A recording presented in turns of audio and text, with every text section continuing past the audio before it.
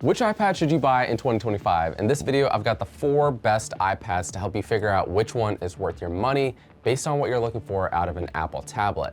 All are linked below with the latest deals to make things easy. But without further ado, here's your guide to the best iPads that you can buy today. The iPad Air isn't just our pick for best iPad of 2025, it's also currently our #1 pick for best overall tablet to buy for most people. Our team finds the iPad Air to strike a great balance between performance and value, offering a great middle ground between the standard iPad and the iPad Pro. The Air starts at $599 for the 11-inch model or $799 for the 13-inch model, which is $400 to $500 cheaper than the iPad Pro, so no chump change. And with its M2 chip, the iPad Air 2024 is the second most powerful iPad in the lineup and is on par with the 2022 iPad Pro performance-wise. Compared to Apple's iPads with the A17 or older chips, the Air can offer that extra speed for multitasking or graphically intense games and apps. Weighing just 1.02 pounds for the 11-inch model and 1.36 pounds for the 13-inch, the iPad Air is extremely portable. Maybe not quite as much as the iPad mini, but more on that later in this video. Now, while the iPad Air doesn't have an OLED display as found on the Pro models, the Liquid Retina panel is still bright and punchy. Plus, with support for the Magic Keyboard and the Apple Pencil Pro, the iPad Air is an excellent choice for note-taking and productivity. Those accessories do cost extra, so I'll link deals for everything below. Interestingly, the iPad Air still lacks Face ID for fast login, so you just got the fingerprint scanner at the top, but overall, the iPad Air remains the best iPad to buy for most people, offering that balance of performance, features, and value. The basic 10th gen iPad is one that we also highly recommend. It's almost always on sale, somewhere around $300 or less, and I feel like it's a really nice upgrade, especially if you're hanging onto an older iPad with that physical button. Ugh. It also has slim bezels, and it's got a 10.9-inch display compared to the 10.2-inch screen on the 9th gen predecessor. Another welcome upgrade is it switched to USB-C, so no more lightning or chunky bezels, which makes this feel like a really modern tablet with a very approachable price. While the A14 chip won't blow you away and it may feel slower compared to other iPads on this list, not to mention it doesn't support any Apple Intelligence features, which is a bit of a bummer, it's still pretty powerful for streaming apps and games. It also has support for the new Apple Pencil USB-C. So if you want an affordable tablet for note-taking or drawing, this can be an excellent choice. Sadly though, it doesn't support the more advanced Apple Pencil 2 or Pencil Pro, which means you don't have features like gestures, pressure sensitivity, and wireless charging. But how does the iPad 10th gen compare to the iPad Air? It looks similar enough to the Air, though it's just a smidge heavier. And in our test, battery life is also impressive, lasting about 30 minutes less than the Air at 11 hours. But the base iPad also has a very vibrant Liquid Retina display, though its thicker bezels and its slightly smaller screen than the iPad Air. It also lacks the premium anti-reflective coating that we get on the Air.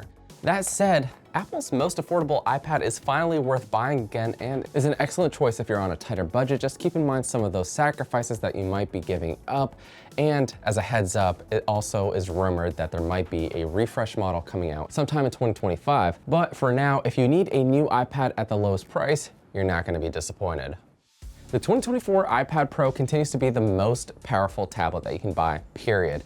It's actually Apple's first device to showcase the new M4 processor, which outperforms every other tablet that we've tested, as well as many other laptops too, believe it or not. But can the iPad Pro really replace your laptop? While iPadOS still leaves a lot to be desired, the M4 processor offers the absolute best performance that you can get in a tablet and can easily handle video editing, multitasking, and gaming on Apple's most impressive tablet display to date. So if that's something you're after, the iPad Pro M4 is the way to go. Now, I mentioned its display already. The 2024 iPad Pro sports this beautiful OLED display with incredible inky blacks, vivid color, and extreme brightness, reaching to an eye-searing 1510 nits for HDR content based on our testing. It's great whether you're editing photos, streaming movies, or just browsing. If you plan on using your tablet outdoors a lot, you might want to consider upgrading to the Pro-exclusive nano texture glass for another $100, which does reduce glare for that configuration. But if you want that upgrade, you're also going to need to opt for the higher 1 or 2 terabyte models, which is already super pricey.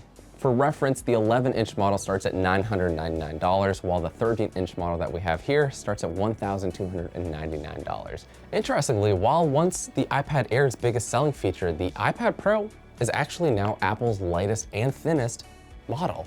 And the difference is even more noticeable in the 13-inch models, where the iPad Pro is actually 40 grams lighter compared to the 13-inch iPad Air and a full millimeter thinner. In terms of battery life, the iPad Pro also still lasts the longest at about 12.5 hours for the 11-inch and just over 13 hours for the 13-inch model.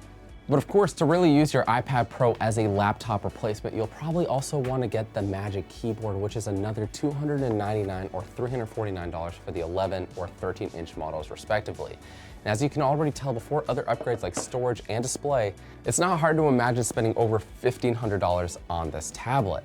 That said, if you don't need all the speed or display quality upgrades, you're probably better off with the iPad Air, which has that lower entry price, and it's more than enough performance for most people. But if you want the absolute best tablet that Apple has to offer, then the 2024 iPad Pro M4 is for you. Finally, we've got Apple's smallest, most portable, and cutest iPad on the list, the 2024 iPad Mini 7 with its compact 8.3-inch liquid Retina display. At just 0.65 pounds, 293 grams, it's Apple's lightest tablet ever and is something that you can pretty much take or use anywhere. It's a great one-handed device giving you access to iPad OS on a significantly smaller screen, yet it's still very usable. And if you're big into reading, whether it's news, books, or even comics, its vibrant display and excellent portability gives Kindles and other dedicated e-readers a run for their money. Now, despite its size, this tiny slate doesn't skimp on performance either. In our testing, the A17 Pro chip also delivers speeds that are only slightly behind the more powerful and more expensive iPad Air with the M2 chip. From browsing the web, editing photos, and even playing games, it can handle a lot for its size. Better yet, with iPad OS 18 installed, you can take full advantage of powerful Apple Intelligence features like writing and summarization tools. Obviously, sometimes a smaller display might feel a bit cramped at times, and it's not the best choice if you like having apps open side by side. But aside from that, the only real downside that I've found is that it doesn't support the Apple Pencil 2, which myself and a lot of other people already own, and instead you'll need to opt for the newer and more expensive Apple Pencil Pro or the Apple Pencil USB-C.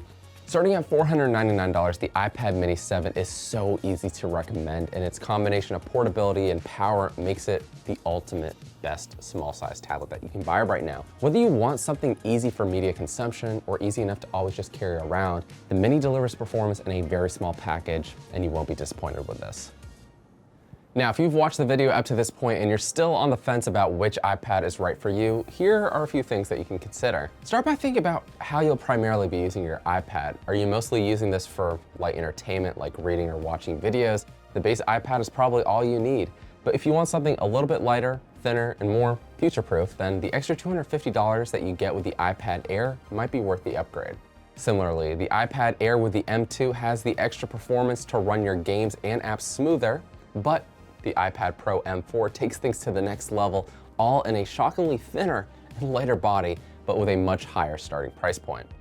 On the other hand, if portability is the most important thing to you and you want something to bridge the gap between your phone and a full-size tablet, then there's no beating the iPad Mini. It's such a great size for taking on the go. No matter which iPad you go with, you'll want to make sure that you pick one with the right amount of storage for your needs because there's no upgrading it later.